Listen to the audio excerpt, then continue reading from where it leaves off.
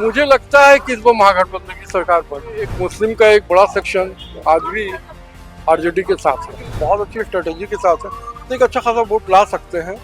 भले उनकी सीट कितनी आए ये अलग मैटर है, लेकिन डेंट तो दोनों को करें। तो आज तो तेजस्वी यादव को एक हेलीकॉप्टर की फोटो देनी पड़ी, जिसमें पहला जो है मुस्लिम बैठा हुआ है। आपको क्या लगता है इस बार बिहार में किसकी बनेगी सरकार? बिहार में सरकार किसकी बनेगी कहना मुश्किल है, लेकिन ये जरूर है कि नीतीश कुमार की सीट कम होगी। नीतीश यानी कि जेडीयू की जो सीट है वो आपके हिसाब से कम होनी है। और उसका ऑब्वियस रीजन है, हाँ, एक तो एंटी का इनकम्बेंसी है, anti incumbency factor. Almost 20 years हो गया है, 20 साल हो गए पूरे।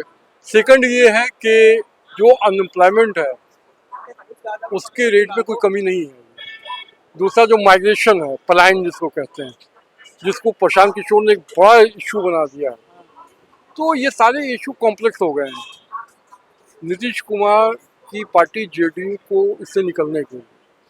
और एक इम्पॉर्टेंट चीज़ है, मुस्लिम का एक सेक्शन जो वक्फ बोर्ड के विरोध कर रहा था इस बिल के, उसमें नीतीश कुमार ने सपोर्ट किया था गवर्नमेंट का। तो एक छोटा ही सेक्शन था, लेकिन वो सपोर्ट कर रहा था नीतीश कुमार को। अब वो उस पर थोड़ा सा शक के बादल है, तो वो करेगा कि नहीं। तो मेरे ख्याल से अगर देखा जाए ओवरऑल बिहार का, तो मुझे लगता है कि इस बार महागठबंधन की सरकार बनी। पिछली बार महागठबंधन चूक गई थी 2020 में, हाँ, 7-8-12 वोट सीट। थे। तो इस बार तेजस्वी यादव ने हर एक घर एक सरकारी नौकरी का जो वादा किया है, क्या वो वादा धरातल पर उतार पाएंगे? जो लोग इसको बहुत लॉजिकली एनालाइज नहीं करेंगे, हाँ, वो तो इसमें आ जाएंगे, इस चक्कर में आ जाएंगे इस चक्कर में हम नौकरी मिलने वाली है, ये फैक्ट है।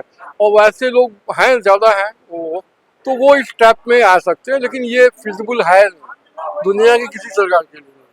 क्या आप इतने लोगों को नौकरी दे दो, हर घर के एक मेंबर को? ये ठीक है, एक पॉलिटिकल गिमिक है, इलेक्शन के पहले ऐसे चलाए जाते हैं, जो धरातल पे तो उतरते ही नहीं है। तो लेकिन कुछ ऐसे लोग हैं जो बहुत डेस्परेट हैं। तेजस्वी को लाने के लिए कुछ लोग हैं डेस्परेट बिहार में, लगता है आपको? दो कास्ट, एक कास्ट तो उनकी है ही है, अब उसमें कितना ब्रीच करते हैं बीजेपी और जेडीयू, वो एक अलग इशू है।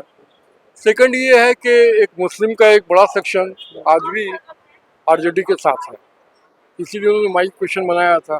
अब इन्होंने तीसरा फ्रंट तैयार किया है मल्लाहों का, सैनिक को लेकर के।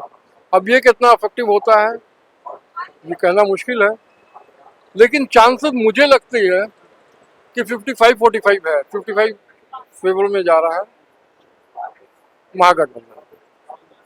55 एज दे रहे हैं आप एनडीए को? नहीं 55 दे रहे महागठबंधन को। 55 महागठबंधन, 45 है 45 आप दे एनडीए। रहे हैं एनडीए को, मोदी और नीतीश। इनकम्बेंसी फैक्टर है, 25-20 साल हो गए, तो कहीं ना कहीं ये इम्पैक्ट करेगा लोगों के सबकॉन्शियस को, माइंड पे, कि अभी कोई ऐसा डेवलपमेंट तो हुआ नहीं। प्लस इतने कुछ स्कैम भी आए, जैसे सृजन घोटाला 70,000 का था, घोटाला नहीं है ये कह रहे हैं, लेकिन बिल्स तो आया नहीं है सेठ जी के पास, तब तक तो घोटाला ही समझ जाएगा, आप तो उससे निकल नहीं पाए हैं ना। तो एक इशू ये है, और पुराने इशू निकाले जा रहे हैं, जैसे वो शेल्टर होम वाला बहुत बड़ा क्राइम हुआ है, पहले ही हुआ है, मुजफ्फरपुर वाला। तो इस बार प्रशांत किशोर चुनाव नहीं लड़ रहे हैं, लेकिन उनकी पार्टी तो मैदान में है, जनसुराज। लग रहा है कि किसको किसको डेंट पहुंचाएगी नहीं, जनसुराज? दोनों को डेंट पहुंचाएंगे। हाँ। दोनों को, एक तो जो मुस्लिम इनके साथ हैं, वो आरजेडी के वोटर हुआ करते थे, वो प्रशांत के साथ जाएंगे, प्लस फॉरवर्ड क्लास का वोट तो लेंगे ही। मैं प्रशांत किशोर से मिला भी हूँ पहले, तो मैं जानता हूँ, इज वेरी डायनेमिक, मतलब वो जानते हैं कैसे इलेक्शन, हालांकि लड़ा नहीं है, लेकिन बहुत अच्छी स्ट्रेटेजी के साथ है, तो एक अच्छा खासा वोट ला सकते हैं। भले उनकी सीट कितनी आए ये अलग मैटर है, लेकिन डेंट तो दोनों को करेंगे। और उन्होंने बोला भी, कौन कहा कि हम दोनों को इतना तोड़ देंगे कि कोई आएगा ही नहीं दोनों में से। तो वहाँ पे त्रिकोणीय मुकाबला देखा जा सकता है, जैसे हमने दिल्ली में अरविंद केजरीवाल के रूप में साल 2000। हाँ, बिल्कुल देख रहे हैं। कम से कम अभी तक जो मीडिया हाइप है, सबसे ज्यादा वीडियो उन्हीं के देखे जा रहे हैं सोशल मीडिया पे, प्रशांत किशोर की सबसे ज्यादा। वो कितना ट्रांसलेट करते हैं सक्सेस में, ये तो एक अलग इशू है, लेकिन आज मोदी के नाम पर पड़ेगा वोट वहाँ? ना हमको नहीं लगता, ज्यादा नहीं पड़ेगा। जो पहले से कुछ लोग हैं जो उनके वो है, ये मैटर पूरा बिहार का ही रहेगा। इसमें कांग्रेस के भी लोग आएंगे बाहर से, उनको कोई खास इम्पैक्ट नहीं कर पाएंगे, लोकल इशू ज़्यादा रहेगा।